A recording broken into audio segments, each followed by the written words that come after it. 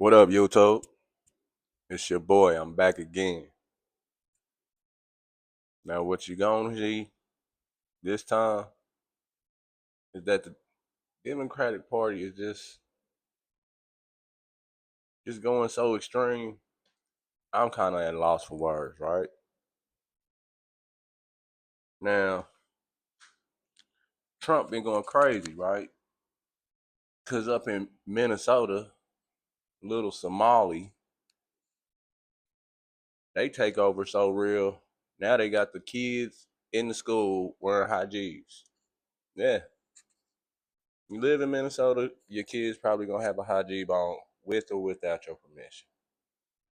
Trump said something.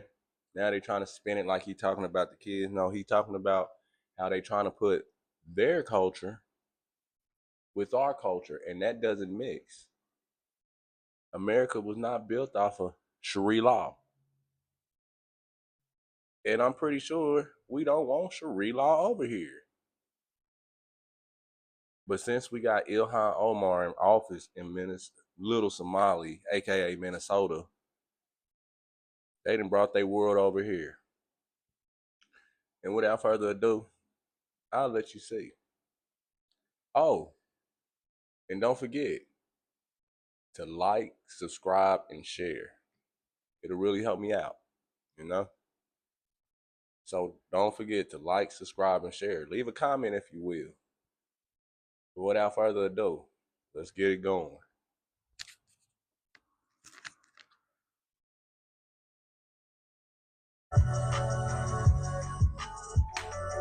They're crooks. They're thieves, and I hope that Todd is going to do a real job. These are crooked people. These are thieves. This isn't like a mistake. They're all crooks.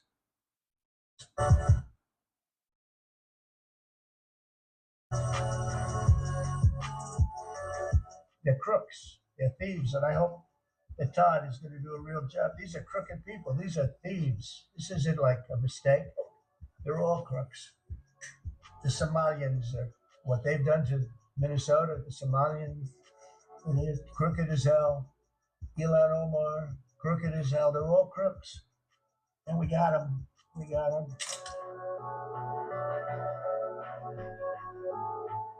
U.S. President Donald Trump sparked a political controversy after sharing a social media post featuring Somali American kindergarten students from Minnesota. The post, shared on Trump's Truth Social account, showed children celebrating their kindergarten graduation while highlighting that several girls were wearing hijabs. Trump reposted content from the conservative account End Wokeness, which questioned why girls at the St. Paul ceremony were wearing hijabs in kindergarten. The 14-second video was reportedly filmed during a graduation ceremony at a charter school in St. Paul and originally circulated on social media in June.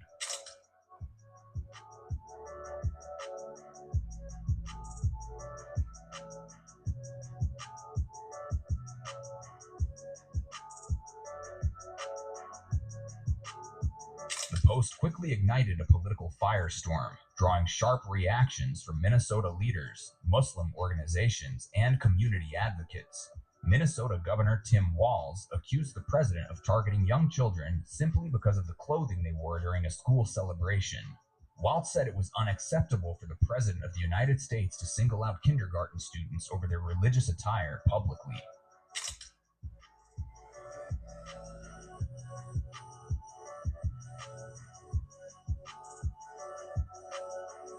Critics pointed to Trump's previous remarks about Somali Minnesotans, saying the latest post fits a broader pattern of inflammatory language.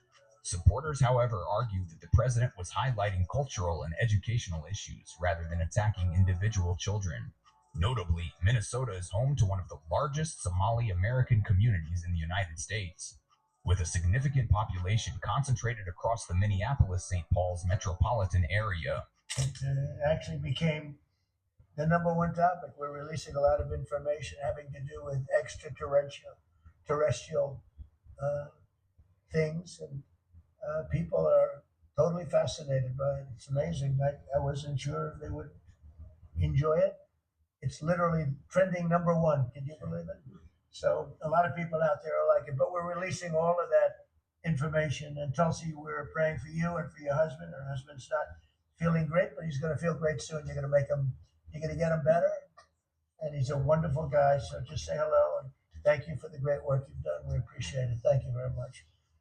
And now I'd like to ask JD to say a few words about the war on fraud, followed by Acting Attorney General Todd Blanche, who's doing fantastically, and Secretary of State Marco Rubio, another one. I mean, we have great people. And the Secretary of War, Pete Hegseth, Central Casting. He loves war. I don't like that. He's a good man, that one.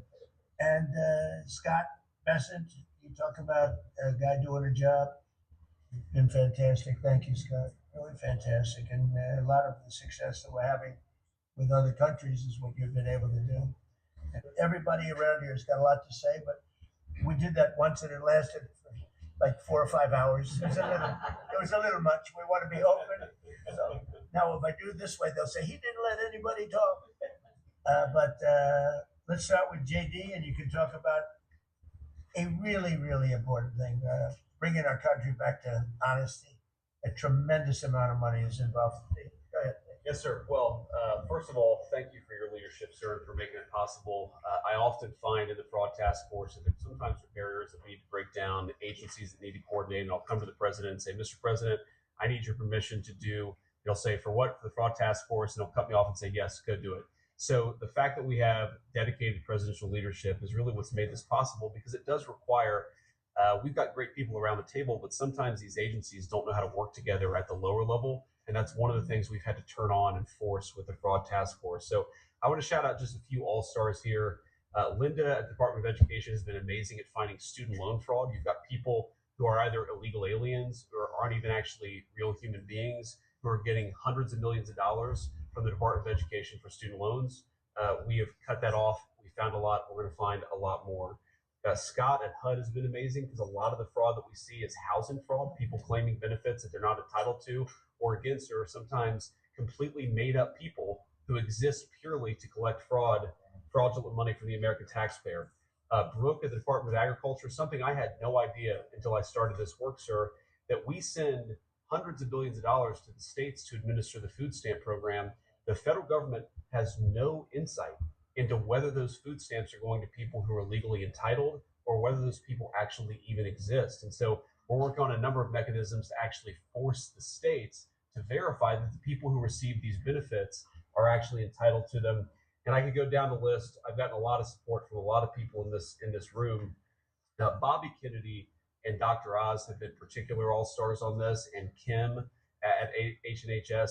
What they've done with the Medicaid fraud, we found tens of billions of dollars in Medicaid and Medicare fraud just from their. Now, this ain't the video to be taking shots at kids. But what we're saying is we do not need your culture integrated in with our politics, and y'all forcing it on everybody, especially in Minnesota. It might not be around the world. What's next? New York? I heard New York. The great cases then went up, shot out the roof. Because real law, they say you could take it if you want it. And we don't need that. And you know they not even reporting on that? Yes. SA is going up in New York right now as we speak. But they won't say nothing about that. So what I'm saying is the demon rats, they going so left, they don't even see the crime waves and everything else.